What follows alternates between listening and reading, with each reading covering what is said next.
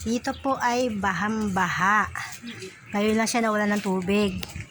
Ayan, tignan niyo po ang kalsada ng Baras. Ganda, di ba? Yan. Tapos, ito po yung mga kalsada namin dito. Napakaganda ng kalsada. Diyan po ako nalaglag. O, dyan, no? Diyan ako nalaglag. Marami kami nalaglag dyan sa kalsadang yan. Nalaglag kami dito. Pangalawa, tignan niyo po ang mga kalsada dito. Butas-butas. Ha? Ayan. Ayan po yung mga balde namin. Ayan yung nag-aantay ng mga tubig dito. Mga balde. Kasi wala pang tubig dito ng ilang araw. Yan, wala ng tubig. At hindi lang po yan dito walang tubig. Ayan kasi.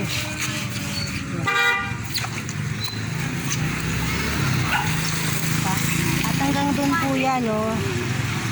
Doon po yan, wala pang tubig doon. Hanggang doon walang tubig. Hanggang doon wala pang tubig. Wala pang tubig. Ito po yung, napakita ko sa inyo. Ayan po. Nakapila po yung mga balde. Nag-aantay po yan ng tangke. Pangalawang tangke po ang iniintay dyan kasi naubos po isang tangke. Ganun po katindyang kawalan ng tubig dito ngayon. Pagka yung aberya yun, drum na drum ni Kuya, drum na. Yun know, drum by drum po ang laban dito. No drum, no balde, no water, no anything, no cook. Kita niyo po yan. Yan pa yung dinadaanan ng mga ito. Buti nga yun, pagtang na yun. Yan. Sensya na kayo ha. Show up lang to para malaman ng buong Pilipinas ano nangyayari dito sa Baras na sana matulungan kami. Lalo yung mga kalsada po namin dito butas-butas.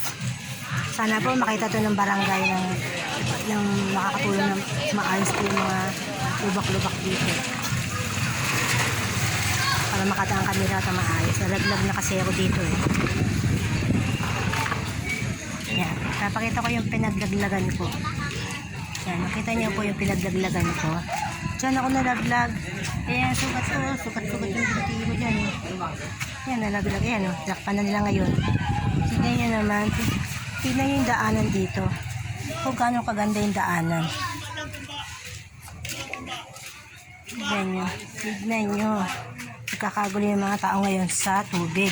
Nag-aantay sila ng tubig kung darating. May darating ba? Walang darating. Ayan. Tignan nyo, bahamba dito. Putik-putik ng daan.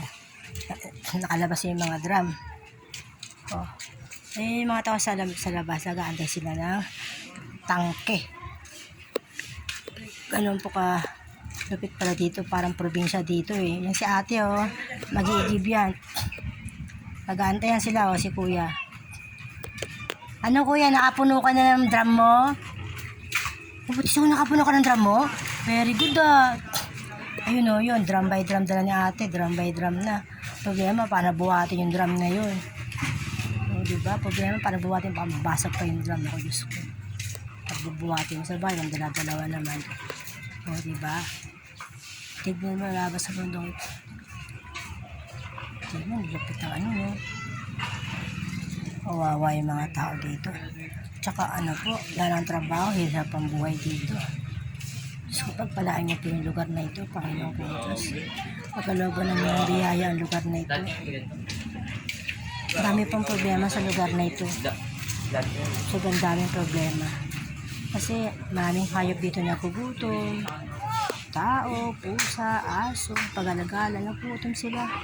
Sana kung meron kayong mga biyaya, mamahagin dito kayo mag-medical mission, dito kayo mag-feeding mission. Ito yung isa sa mga black leader dito na naghihirap din ang buhay nito. Yan, mga black leader po ito na naghihirap ang buhay din. Kung makatulong mga video na ito at marami makakita at makatulong. Salamat po. Ano ate, 4 na araw na tubig? Hindi natin alam kung baka abot pa din doon. Wag naman! Hindi natin alam kasi.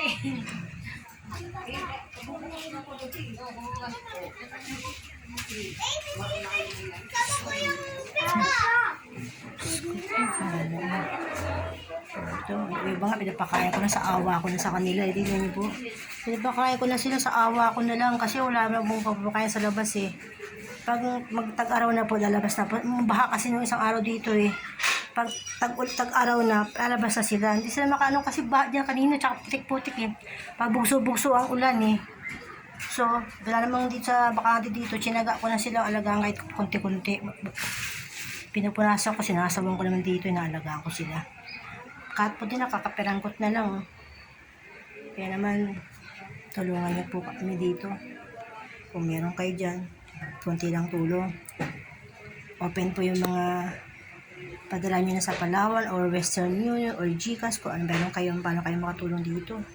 Ang kailangan namin dito yung mga feeding mission, medical mission, para sa mga bata, matanda. May mga sakit na po tao dito, may mga ubusipon.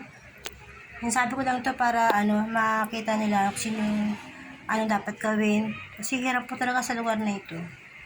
Gusto ko lang makatulong. Ewan ko kung mayroong tutulong o wala. Bahala na po kayo mag-comment. Bahala kayo. Thank you. God bless you. Thank you for watching.